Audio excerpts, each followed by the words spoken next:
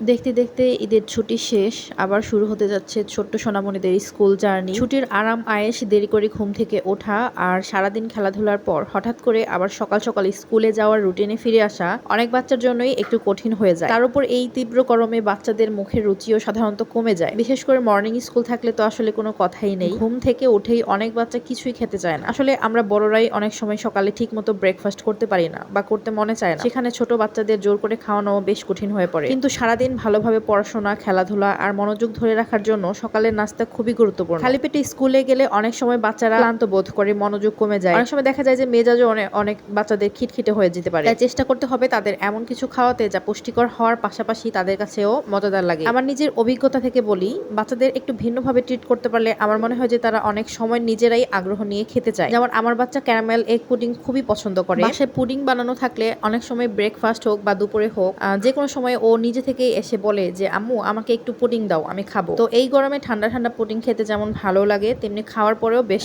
শান্তি লাগে। তো ডিম দুধ দিয়ে তৈরি হয় এটি বাচ্চাদের জন্য পুষ্টিকর। চাইলে একসাথে বেশি করে ছোট ছোট ওয়ান টাইম বক্সে বানিয়ে ফ্রিজেও রেখে দেওয়া যায়। ভালোভাবে ঢাকনা লাগিয়ে রাখলে সাধারণত ফ্রিজে 4-5 দিন সহজেই ভালো থাকে। এরপর প্রয়োজন অনুযায়ী একটি বা দুটি বক্স বের করে পরিবেশন করা যায়। তবে শুধু পুডিংই কিন্তু নয়, বাচ্চাদের সকালের নাস্তায় বিভিন্ন ধরনের স্বাস্থ্যকর খাবার রাখার চেষ্টা করা যেতে পারে। ব্রেকফাস্ট টাইমে এক বক্স পুডিং এর সাথে হালকা দুধ বা দই অথবা একটা কলা, আপেল বা মৌসুমী যে ফলগুলো এখন পাওয়া যায় সেগুলোও রাখা যেতে পারে। তো সেক্ষেত্রে হচ্ছে সকালে খাওয়ানোর ঝামেলা যেমন কিছুটা কমে যায়, তেমনি বাচ্চা না খেয়ে স্কুলে যাচ্ছে কিনা সেই দুশ্চিন্তাও অনেকটাই কমে যায়। সবশেষে বাচ্চাদের খাওয়ানোর ক্ষেত্রে জোরাজোরির যে আমার মনে হয় যে তাদের পছন্দ অপছন্দকে গুরুত্ব দিয়ে স্বাস্থ্যকর খাবারকে একটু আকর্ষণীয় ভাবে উপস্থাপন করাই বেশি কার্যকর। তো আমার এই আইডিয়াটা আপনাদের কাছে কেমন লাগলো অবশ্যই জানাবেন। আর আপনারা কে কিভাবে বাচ্চাদেরকে ব্রেকফাস্ট রেডি করে দেন সেই টিপসটাও আমাদের সাথে শেয়ার করবেন, যাতে আমরা বাচ্চাকে সেইভাবে একটা মিল প্রস্তুত করে দিতে পারি।